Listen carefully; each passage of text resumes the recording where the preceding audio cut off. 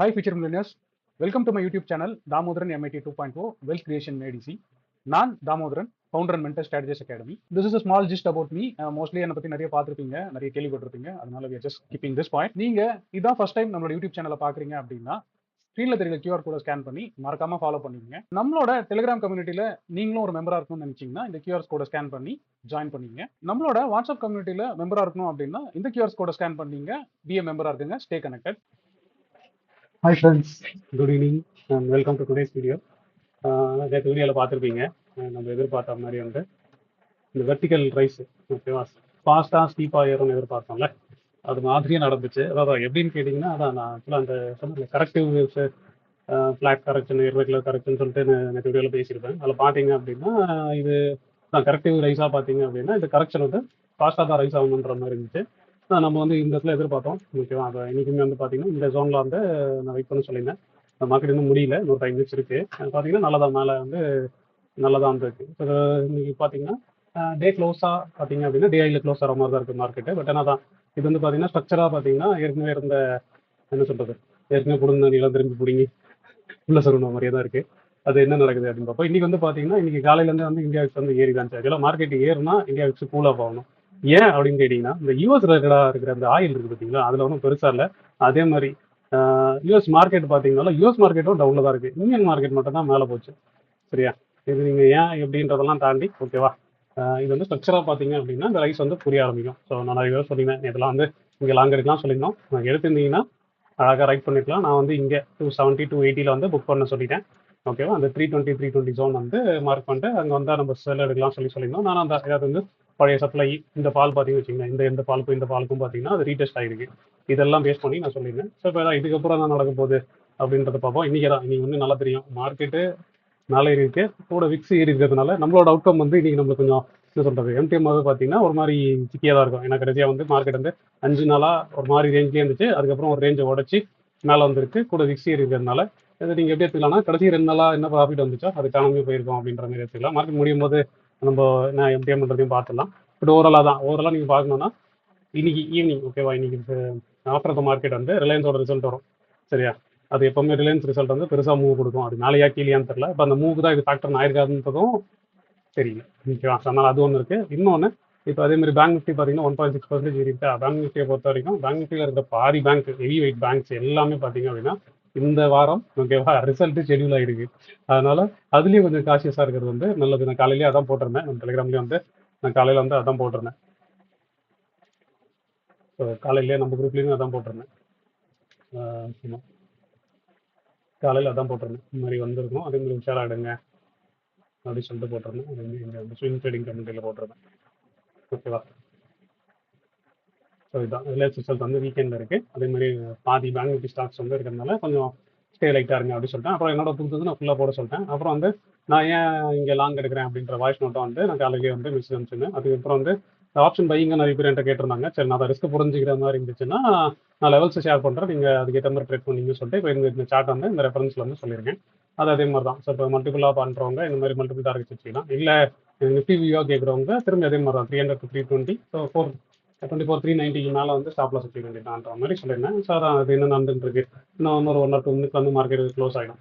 So அது பார்த்தீங்கன்னா அந்த டே ஐயில் தான், வெள்ளிக்கிழமை பொறுத்த வரைக்கும் டே ஐயில் தான். இதே தான் வந்து நான் காலையிலேயும் சொல்லியிருந்தேன், வெள்ளிக்கிழமைன்றதுனால மார்க்கெட் வந்து கண்டிப்பாக ட்ரெண்டிங்காக இருக்கும், ஒரு சைடில் மேலே போய் தான் நிற்கும். அது விக்ஸ் காலில் ஏறிந்ததுனால டிஃபால்ட்டாக சொல்லியிருந்தது அதுதான். வீக்கெண்டுக்கு வந்து நியூஸ்லாம் இருக்கிறதுனால கண்டிப்பாக ஒரு சைடில் போய் நிற்கும் அப்படின்னு தான் சொல்லிட்டேன். அதான் நான் அந்த கொஸ்டின் வந்து நான் என்ன பண்ணியிருந்தேன்னா நான் கொஞ்சம் ஒரு மாதிரி வைடாக ஓகேவா ஸ்ட்ராட்டஜியாக தான் வச்சுருந்தேன். அது ஸ்ட்ராட்டஜியாக பார்க்கும்போது வந்து பார்த்தீங்க அப்படின்னா அந்த விக்ஸ் ஏறினதுனால கண்டிப்பாக நான் சொன்ன மாதிரி நேற்று 2 நாளோட எஃபெக்ட் வந்து நம்மளுக்கு அதில் கண்டிப்பாக வந்து தெரிய வரும். ஸோ அதான் முடிஞ்ச உடனே பார்த்துலாம். கரெக்டாக இன்னொரு 1 மினிட் இருக்குது, நான் பார்த்துலாம். இப்போ இங்கேருந்து என்ன நடக்கும் அப்படின்னு கேட்டிங்கன்னா இங்கேருந்து தான் இப்போ இங்கேருந்து வந்து மோஸ்ட் ப்ராபப்ளி ஓகேவா, அது எப்படி இங்கேருந்து திரும்புமா இல்லை இன்னும் கொஞ்சம் மேலே வந்து திரும்புமான்றது தெரியல. பட் ஆனால் மோஸ்ட் ப்ராபப்ளி இது வந்து அந்த ரீடெஸ்ட் எல்லாமே முடிஞ்சு போச்சு, கிட்டத்தட்ட எல்லாமே முடிஞ்சு போச்சு. இந்த லாஸ்ட்டு 3 மணிலேருந்து பார்த்தீங்க அப்படின்னா இப்போ செட்டில்மெண்ட் வந்து நீங்கள் எப்படி எடுத்துக்கலாம் 5 மினிட்ஸா. இப்போ லாஸ்ட்டு 3 மணிலேருந்து பார்த்தீங்க அப்படின்னா 3 மணியில் இங்கேருந்து இருக்குது மார்க்கெட்டு. ஸோ இப்போ இங்கே இருக்குது. அப்புறம் செட்டில்மெண்ட் வந்து கிட்டத்தட்ட வந்து இங்கே தான் இருக்குது, சமையல் அரௌண்ட் 330 இல்லை 328. ஸோ அங்கே தான் வந்து செட்டில்மெண்ட் நடக்கும். அது இன்னொரு 1 or 2 மினிட்ஸில் தெரிஞ்சிடும். ஸோ இப்போ க்ளோஸ் வந்து பார்த்தீங்க அப்படின்னா கிட்டத்தட்ட டே ஹையில் தான் க்ளோஸ் ஆகிருக்கு. டெய்லி கேண்டில் வச்சு பார்த்தீங்க அப்படின்னா இங்கே ஓப்பன் ஆனது ஓகேவா, இங்கே சின்ன விக்ஸு, அதே மாதிரி ஹைட்டு பார்த்தீங்கன்னா நல்லா பெரிய கேண்டில் வந்து நல்லா இப்படி க்ளோஸ் ஆகிருக்கும். ஹை வந்து சும்மா சின்னூண்டு இருக்கும், அவ்வளோதான். இதான் வந்து அந்த டெய்லியோட ப்ரைஸ் ஆக்ஷன். இது நம்ம நேற்று எதிர்பார்த்த ப்ரைஸ் ஆக்ஷன் தான். நல்லா மேலே போகும், ட்ரெண்டிங்காக இருக்கும். இந்த 5-6 நாளாக இருந்ததுக்கு வந்து நல்லா இருந்திருக்கும். இன்னும் ஒன்றே ஒன்று என்னன்னா, விக்ஸ் ஏறல, ஓகேவா. இன்னொன்று இந்த ஏறினதுக்கு வந்து நான் யூஎஸ் ஆயில் கூல் ஆஃப் ஆகும்னு நினச்சேன். But US oil cool off ஆகாததுனால, ஓகேவா, அது வந்து ஒரு மாதிரி வந்து ட்ரிக்கியாக இருக்குன்ற மாதிரி நீங்கள் எடுத்துக்க வேண்டியதான். ஸோ நம்ம மேஜராக பார்க்க வேண்டியது என்ன அப்படின்னா, என்ன மாதிரி பொசிஷன்ஸ் எடுக்கணும், என்ன மாதிரி ரொட்டேட் பண்ணணும் அப்படின்றது மட்டும் பார்ப்போம். So again coming back to நம்ம வரும், நம்ம வந்து நம்மளோட பொசிஷன்ஸ் பார்ப்போம். ஸோ இப்போ இன்றைக்கி வந்து பார்த்தீங்க அப்படின்னா நம்ம இந்த 82 நெகட்டிவ் காட்டு தான். நான் பார்க்கும்போது 45 ரூபா தான் காமிச்சது 3 மணிக்கு. நல்லா எம்டிஎம்மாக நல்லா ஏறி இருக்கு. இப்போ இப்படி எடுத்துப்போம். கடைசி டூ டேஸாக அந்த எம்டிஎம் வந்து 35 40 அந்த எம்டிஎம் வந்து ஒரே நாளில் வந்து நெகட்டிவ் ஆயிடுச்சுன்னு எடுத்துப்போம். பட் என்ன பொசிஷனாக பார்த்தீங்க அப்படின்னா, இப்போ நான் இதில் வந்து இந்த காலோட ரேட்டே வந்து பார்த்தீங்க அப்படின்னா இப்படி இருக்கா. இது வந்து அப்படி சும்மா சார்ட்டாகவே பாருங்கள். இந்த காலையே வந்து அக்ரெசிவாக தான் இருக்குது. லாஸ்ட்டு ஒரு 5 மினிட்ஸ்லேயே பார்த்தீங்கன்னாலும் தெரியும். சரியா, 3 மணிக்கு இங்கேருந்த கால், சரியா, 3:40க்கு இங்கே ட்ரேட் ஆகிருக்கு. ஸோ இதோட செட்டில்மெண்ட்டே ஆக்சுவலாக 1:20 வரணும். சரியா, நான் சொன்ன மாதிரி இப்போ செட்டில்மெண்ட் பார்த்தீங்கன்னா 334 வந்துச்சு. ஸோ இப்போ இதோட செட்டில்மெண்ட் வந்து பார்த்தீங்கன்னா இந்த மாதிரி 120 அந்த மாதிரி தான். 119 120 தான் வரும். ஆனால் இது ட்ரேடாக வந்து பார்த்தீங்கன்னா 142 ஹையாக காட்டுது. ஸோ க்ளோஸாக வந்து அங்கே க்ளோஸ் ஆனதுனால எம்டிஎம்மாக வந்து பார்த்தீங்கன்னா ஓகே நம்ம அது பொசிஷனாகவே பார்த்துருவோமே. இப்போ 21 பார்த்தீங்கன்னா நான் வந்து அதே மாதிரி நான் நோக்கி உள்ளே போட்டேன், இது உள்ளே போட்டிருக்கேன். இதுக்கு நான் ப்ரொடெக்ஷன் தூரமாக வச்சுருந்தேன். இது இருந்தால் தான் கடைசி 2-3 நாள் நல்ல ப்ராஃபிட் இருந்துச்சு. இப்போ அது மட்டும் போயிருக்கு. இது நான் 300 ருபீஸ்க்கு செல் பண்ணேன், அது ஒன்றும் பிரச்சனை இல்லை அப்படின்ற மாதிரி இருக்குது. அதே மாதிரி 28 பொசிஷன் பார்த்தீங்கன்னா 28 அதே மாதிரி தான். இப்போ எம்டிஎம்மாக பார்த்தீங்கன்னா 40 நெகட்டிவ்ல காட்டுது. ஸோ அதே மாதிரி தான் இப்போ 300 400 செல் இருக்குது. அதுக்கு வந்து நான் கொஞ்சம் பொறுமையாக தான் செல் பண்ணிட்டு வரேன். நான் அக்ரெசிவாக இறங்கல, நான் கொஞ்சம் டவுன் பீரிஷ் வச்சிருக்கிறதுனால நான் எது செல் பண்ணாலும் வந்து 24க்கு கீழே தான். ஏன்னா என்னோட டார்கெட்டே வந்து நான் இங்கேருந்து 300 பாயிண்ட் எதிர்பார்க்குறேன். அது மண்டே கேப்பில் வந்தாலும் சரி, இல்லை மண்டே டியூஸ்டே போல் பொறுமை வந்து நெக்ஸ்ட் வரைக்குள்ளே வந்தாலும் சரின்ற மாதிரி ஐடியா வச்சிருக்கேன். ஸோ இது என்னதுன்றதையும் அதுலேயும் பார்த்துடலாம். அதே மாதிரி 25 பொசிஷன் பார்த்தீங்கன்னா அதான் அதுலேயும் வந்து நான் இப்போ பீரிஷ் தான் வச்சிருந்தேன். ஸோ அதில் பார்த்தீங்கன்னா தெரியும் எல்லாத்துலேயும் வந்து கிட்டத்தட்ட இந்த பீரிஷ் வியூ தான் கொஞ்சம் இதுவாக இருந்திருக்கு அப்படின்றது மட்டும் நல்லா தெரியுது. மிச்சபடி வேறு எதுலேயும் வந்து இதில் வேறு எந்த பொசிஷனும் இல்லை, வேறு எதுவும் இல்லை. ஸோ இது மட்டும்தான் இருக்குது. ஸோ இது எம்டிஎம்மாக வந்து என்ன செட்டில் ஆகும். இது வந்து நான் பார்த்தது வந்து நான் 49லேருந்து 54 பார்க்க ஆரம்பித்தேன் 3 மணிக்கு. சரி, இருந்தாலும் வந்து எண்டுக்கு பார்த்துக்கலாம். ஏன்னா கண்டிப்பாக நம்ம பார்க்குற நம்பரும் கடைசியாக முடிகிற நம்பரும் வேறு மாதிரி இருக்குன்றதுனால தான் உங்களுக்கு நான் காமிக்கவே இல்லை. அதை லாஸ்ட்டில் பார்க்கலான்ட்டு அது ஒன்றும் பிரச்சனை இல்லை அப்படின்ற மாதிரி வச்சுட்டோம். அதே மாதிரி நம்ம இதில் வந்து மந்த்லியில் வந்து பொறுமையாக ட்ரேட் பண்ணுவோம், ஞாபகம் இருக்குங்களா. நல்லா தூரமாக போட்டு ஒரு பொசிஷனு அதில் பார்த்தீங்கன்னா நேற்று 2 நாளாக 14 ரூபா வந்தது வந்து இன்றைக்கி வந்து அப்படி 28 ரூபா நெகட்டிவ்ல இருக்குது. சரி, 27 ரூபா நெகட்டிவ்ல இருக்குது. ஆனால் பொசிஷனாக நீங்கள் பார்த்தீங்க அப்படின்னா அதே மாதிரி தான். இப்போ 21 நம்மகிட்ட பொசிஷன் இல்லை, நம்மகிட்ட இருக்கிறது வந்து 28 தான் பொசிஷனாக இருக்குது. 28 வந்து நான் சின்ன அட்ஜஸ்ட்மெண்ட் மட்டும் பண்ணியிருந்தேன். ஆக்சுவலாக அந்த ரேஷியோ லேட்டர் வச்சுருந்தேன், ஓகேவா. 24 100ல இருந்தது. மார்க்கெட் மேலே வந்ததுனால நான் என்ன பண்ணியிருந்தேன்னா இதை புக் பண்ணி, ஓகேவா, இது ஒரு 100 பாயிண்ட் இதோ இங்கே பை பண்ணி 25,500 பை பண்ணி 24 100ல செல் பண்ணியிருந்தேன். இப்போ இன்னும் கொஞ்சம் எக்ஸ்டெண்ட் பண்ணணுன்றதுனால என்ன பண்ணேன், இங்கேருந்து இன்னொரு 150 பாயிண்ட் தள்ளி வச்சா இன்னும் இந்த ஹைட்டு கிடைக்கும் எனக்கு ப்ராஃபிட். அதுக்கப்புறம் இங்கே செல் ஆகும், ஓகேவா. இந்த மாதிரி இருக்கும். இந்த ஹைட்டை தூக்கிறதுக்காக 24 100லேருந்து எடுத்து 24 250 செல் பண்ணியிருக்கேன். ஸோ இது மட்டும் இன்னைக்கு மாற்றி போட்டிருக்கேன். கம்மிங் பேக் டு ஆகஸ்ட்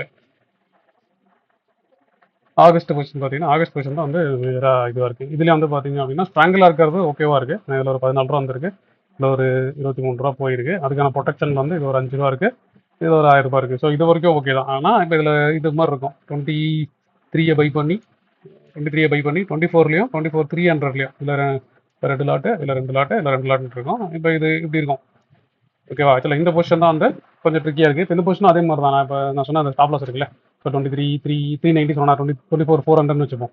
24 400 தாண்டும் போது நான் என்ன பண்ணலாம்னா இதை அப்படியே வந்து ஷிஃப்ட் பண்ணியே போடலாம்.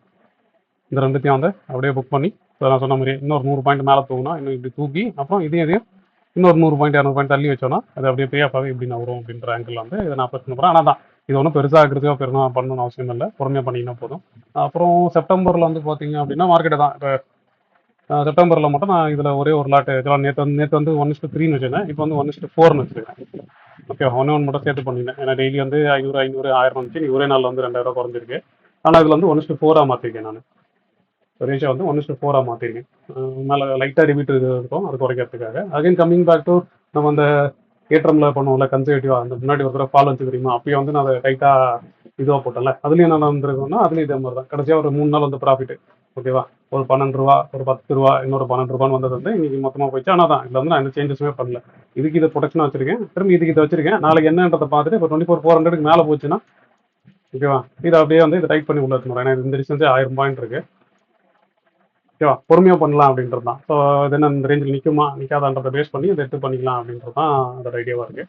ஸோ என்னதுன்றதை நம்ம பார்ப்போம். So again coming back to சார்ட்டாக பார்ப்போம். திரும்பி வந்து அதான் எக்ஸ்பெக்டேஷன் வந்து நம்மளோட எக்ஸ்பெக்டேஷன் வந்து சரியா இங்கே வரப்போகுது.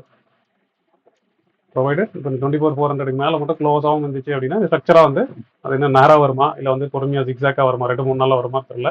பட் ஸ்ட்ரக்சராக பார்க்கும்போது இந்த இடம் 23,960 ஸோ மினிமமாக பார்த்தீங்கன்னா அது வரைக்கும் வரும். ஒன்ஸ் இது உடஞ்சிது அப்படின்னா நம்ம 23,650 போயிடும்.